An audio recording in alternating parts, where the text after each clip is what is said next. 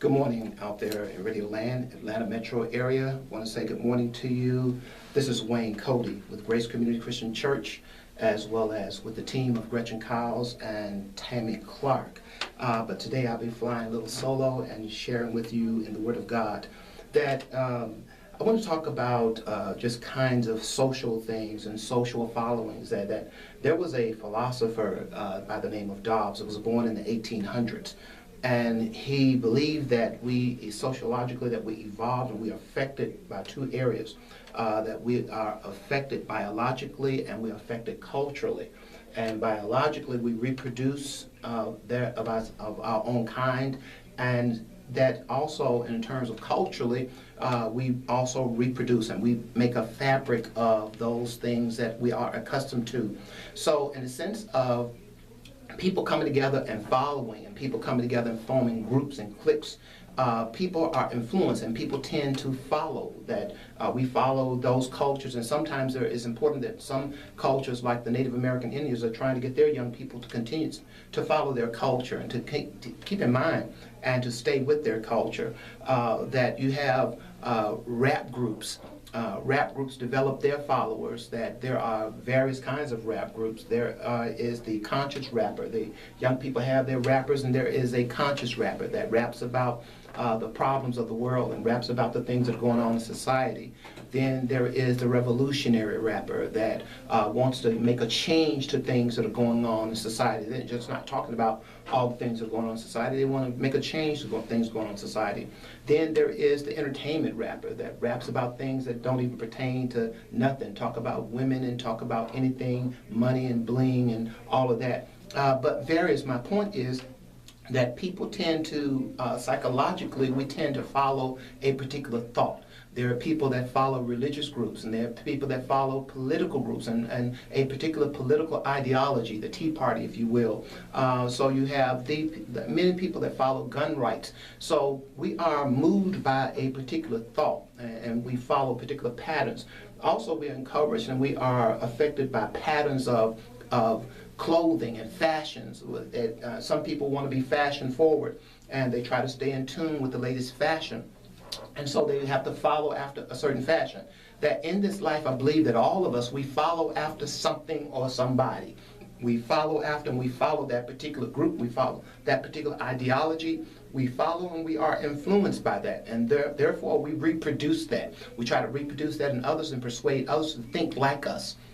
But here it is that I want to share with you biblically. It was so important to Jesus that the disciples follow, and they also get people to follow them, and that we become followers of Christ. And that's what Christianity and Christians is all about, is that being like Christ, and we're trying to be followers. So that in the book of Matthew, in the 16th chapter, there was Jesus was preparing to leave the disciples. He was preparing to go away, and he was trying to talk to them and convince them that it's so important that you prepare your mind and prepare your heart, because I'm going to go away and I'm going to leave you and I'm not going to always be with you. And so it's going to be important that you really understand who you are, and it's going to be important that you understand that I have to go away. He says here in chapter 16, verse number 20, he says, charge he his disciples that they should tell no man that he was Jesus the Christ. And from that time forth began Jesus to show unto his disciples how that he must go into Jerusalem and suffer many things of the elders and chief priests and the scribes, and be killed and be raised again the third day. Then Peter took him, and he began to rebuke him, saying, Be it far from thee, Lord, this shall not be unto thee. Is that Peter didn't want to, that he obviously became attached. I understand he was a follower. Peter was a genuine follower. Though Peter was not necessarily mature and understand the total concept of his call, understand the total concept of his responsibility, and oftentimes, many times, we can follow a concept or follow a group and don't really understand the consequences of all the repercussions and all of the responsibilities that goes along with being a part of that mindset. And said, but Peter here said, Lord, that's not going to happen to you. But look here, anytime anybody that Jesus had a mission, he was on an ordained divine mission. He was supposed to come and die on the cross. Anybody that get in the way of that process was being used by the devil, obviously. And this is what Jesus is going to be able to address. That so anybody getting in the way. And what's so unique about this particular passage of scripture, that I believe that Peter, he did love him. He didn't love him from the standpoint that he was going to love him, because his love grew. His love and his commitment became even greater. I think that we learn about love and learn about the dimensions. I believe there are dimensions in love, and we learn about love. And we experience that even in our human life. You can find two people that come together and they fall in love. And that when I was young, they used to call that puppy love. But they come together, they fall in love. But as they continue to go through life and deal with difficult circumstances, ups and downs of life, that love begins to mature. There is more of a galvanizing bonding between those two individuals, because of life, and life difficulties can bring them closer together. It's going to do one or two. That those difficulties are going to bring you closer together, or it's going to take you further apart. That's the only two things that's going to happen in that love relationship. But that Peter's love began to galvanize as he went through various tribulations and went through difficulties, and it was designed that that's the way he was going to appreciate. But Peter loved him, and that he was a dedicated follower, a dedicated disciple. But here it was that he was being used by the devil. And Peter told Jesus that, no, that's far from you, Lord, that you're not going to be you're not leave me. And that here is that then verse number 24, he says that then Jesus said unto his disciples, if any man will come after me, and let him deny himself and take up his cross and follow after me. Okay, let me jump back up. I'm sorry, I went too far. Verse number 23 says, but he turned and said unto Peter, get thee behind me, Satan. Thou art an offense unto me. This word offense means to be a trap, that the devil is using you to try to set a trap for me. Thou art an offense unto me, for thou savest not the things that be of God, but those that be of men. You are thinking carnal, and you're thinking about, because we're thinking about social relationships, and we're thinking about the social relationships, and sometimes a social relationship can get in the way of my relationship with God. And Jesus saying that what you're doing is offensive to me. You're setting a trap. You're allowing the devil to use you. And though Peter was not possessed by the devil, but he was sure temporarily being used and momentarily being used by the devil. And all of us can fall prey to that the devil can use us momentarily with a loved one. A loved one tell you about an idea. They have a dream or something they want to do. And you say, you know what? I know Susie. Susie tried that and she didn't make it. Susie tried that and she failed at it. And we can speak death into a situation, and we can speak death upon them. And so therefore, that we can temporarily be used by the devil. So we're not away from it. We're not really immune to being used by the devil. And the devil putting thoughts in our mind, and to speak that against somebody and speak that against loved ones. I believe that happens all the time, and specifically in the church. I believe that happens all the time, that various ones are open to the devil, and we speak those things and speak death and speak depression and discouragement rather than speaking life.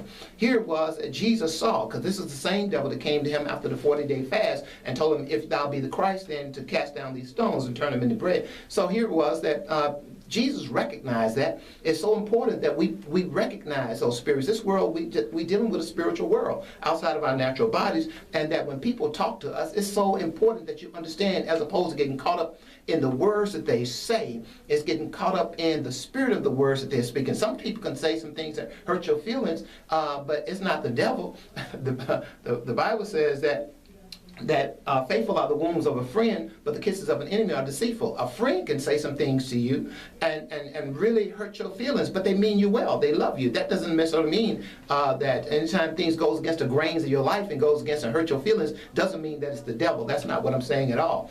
I'm saying that when you're trying to accomplish something for God, and you know that you're trying to accomplish something for God, and somebody comes and tries to get in the way of that, you know beyond a shadow of a doubt that God has spoken to you and told you to do this, it's important that you follow through with that, regardless of what anybody say. If you don't have anybody on your team and nobody feel like they want to shout for you or cheerlead for you and push you on, it's important that you go forward. So Jesus rebuked Peter and says that you are an offense to me. He said, because you're not thinking about the things of God, you're thinking about the things of men. You're thinking about staying close to me. You want me to stay here. Jesus said, and there in verse number 24 says, then said Jesus unto his disciples, if any man will come after me, let him deny himself, take up his cross, and follow after me. And so I think that this is a very important statement, and that in Christianity, I think that sometimes we can take that statement for granted, that he says that if any man will come after me, if any man will follow, if you're going to follow me, because that's important. Now, these are the responsibilities and these are the prerequisites for following me. That if any man is going to follow me, he said he first must deny himself. Let him deny himself. That it's important that you take yourself out of. We live in a world where it's me, me, me. And I place myself above everybody else. I place myself on top, and I want to be first, and I want to get mine first. I want to eat first. I want to get paid first. I want everything first. I want to get it for me. And we live in a kind of world where we really promote me, myself, and I, this I-itis. And that Jesus said that if any man come unto me, he first must deny himself. That you're going to have to, there is a mindset in denying yourself. There is a degree of humility in denying yourself, and me denying myself. There's a degree of humility that must be in place, a mindset that must be in place. I first must think about that I have to deny myself, and it's not my life and my priorities, that it's God's priorities. I know that's a thing we can say, and we kind of throw that around religiously and say, oh yeah, it's easy for me to deny myself. But I think that's one of the most challenging things to do in the world of Christianity, is really for me and you, really for us to deny ourselves. He says, first you must deny yourself. I mean, that take the priority and take the spotlight off yourself. He says, and place it on me. Then he says, take up your cross and follow after me. Take up this cross. Now, taking up this cross, the cross symbolizes that was hardship. The cross symbolizes miserableness. The cross symbolizes there was nothing good about the cross until Jesus died on the cross. He says that now, but prior to that, they were saying you must take up your cross, and that Jesus had died on the cross, so the cross was about judgment. The cross was used as punishment, so there was nothing really good about this wood that was nailed together and people dying on this piece of wood. There was nothing about it. He said, but you must take up your cross. And so you must take up your problems, take up your issues and your tribulations. And so then you take up your tribulations and you follow me. And so that I think that sometimes we think, and somebody have sold us in this world of Christianity, that walking this way is a life of luxury. Walking this way is a life of just prosperity. Walking this way is a life of just living the life of Riley with bling and mansions and cars and just all the clothes. I want to live flying in Lyra jets. Somebody has given us the impression that this is what taking up the cross is all about. But I beg to differ, my friend. Taking up the cross is not about the bling. It's not about the mansions. It's not about the cars. It's not about the clothes. I think all those things are wonderful. Who wouldn't want to have those things? I certainly would like to have those things, but that's not the primary message. That's not what Jesus is saying, that you have to take up your cross. And even if you do live in a mansion, even if you do drive a $300,000 car, even if you do have tailor-made suits and dresses, even if you do have that, you still must take up the cross. You still have to take up your cross. Deny yourself. Take up that cross. Take up that responsibility of wanting to go and deal with the tribulations and the difficulties of life. He say, and follow after me. He says that then you must follow me. Take up your cross and follow me. Verse number 25 says, for whosoever will save his life shall lose it, and whosoever will lose his life for my sake will find it. For what is a man profit if he shall gain the whole world and lose his own soul? Or what shall a man give in exchange for his soul? Jesus answered a very, very solemn and very difficult question. What is it that we can give in exchange for our soul? What is it? So in this life, you and I must choose to follow. We can choose to follow a lot of things. I'm not saying that we can't follow political convictions and we can't follow fashions. We can't. That's not what I'm saying at all. So don't take my statement out of context. I am saying that primarily that we have to learn how to follow Christ. If we're going to be disciples, and those of us really that want to live that life and find that place in God, that peace in God, and find that place in life, and find my responsibility, that what is the will of God for my life and my ultimate purpose in life. Because I believe that I heard one preacher say that there was nobody that they talked to on their dying bed and wanted to know how much money they had in their account. There was nobody that they talked to on their dying bed that wanted to know what kind of, am I going to get a promotion, or what does my 501k, what does it reflect? What is my status? That none of that. People basically at the end of life focuses on relationships.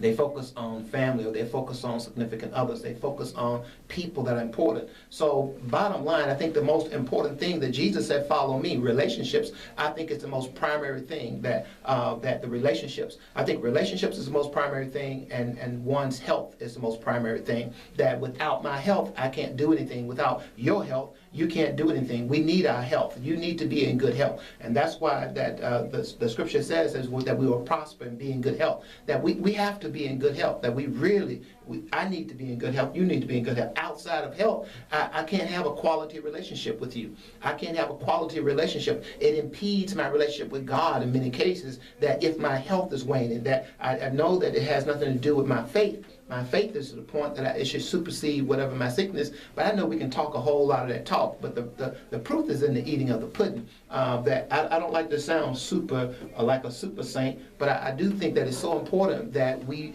establish a real, true foundation in God. And so relationships is the most important thing. That in the closing of our days on this earth, on this planet, I think we think about relationships. I think we think about people that we've hurt. I think we think about people that have hurt us. We think about people that we have loved. We think about people that have loved us. I think that that's the primary thing that we focus on when we in our last days on this planet. And so then the zenith of relationships is that relationship with God. That is the zenith of our relationship, and I believe that I find it difficult to believe. I can't speak for everybody in the world. This is just Wayne. I'm throwing this out there. I believe that at the point of making a transition from this world to the next world is that we all think about God, or we think about the existence of God. We think about the existence of a God. We think about God in some way, some form, some fashion, because we now preparing to transition to a world that we know nothing about. We have no idea about this world that we're going to. And so we think about God. And here it is that we can prepare, and that he says that you got to pick up your cross, you got to follow me, follow after me, and that what does it profit a man to gain the whole world and to lose his soul? I don't believe it's a sin to be prosperous. I don't believe it's a sin to have money. I don't believe it's a sin to do well in your lifetime. But if that is your driving point, if that is your primary focus, is to get all the money you can have, what does it profit you? What does it profit me if we should gain the whole world and yet lose our soul? So he says that, or what can we give in exchange? That he says that if I realize that, okay, now my soul is in jeopardy, what can I give in exchange? Nothing. We can't give anything in exchange for your soul. We're talking about spiritual, natural. We're talking about two different things. We're talking about apples and not apples and oranges, because both they're kind of similar in a sense. We're talking about apples and walnuts. They're two different things. So that he said, what should I give? You and I can't give anything in exchange for our soul. Verse 27 says, for the Son of Man shall come in the glory of his Father with his angels, and then he shall reward every man according to his works. That God, when God comes, he's going to reward every man according to his works.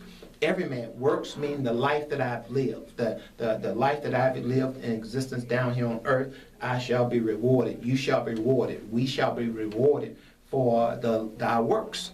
And that our works should speak for us. So what we do, some people don't care. I happen to care.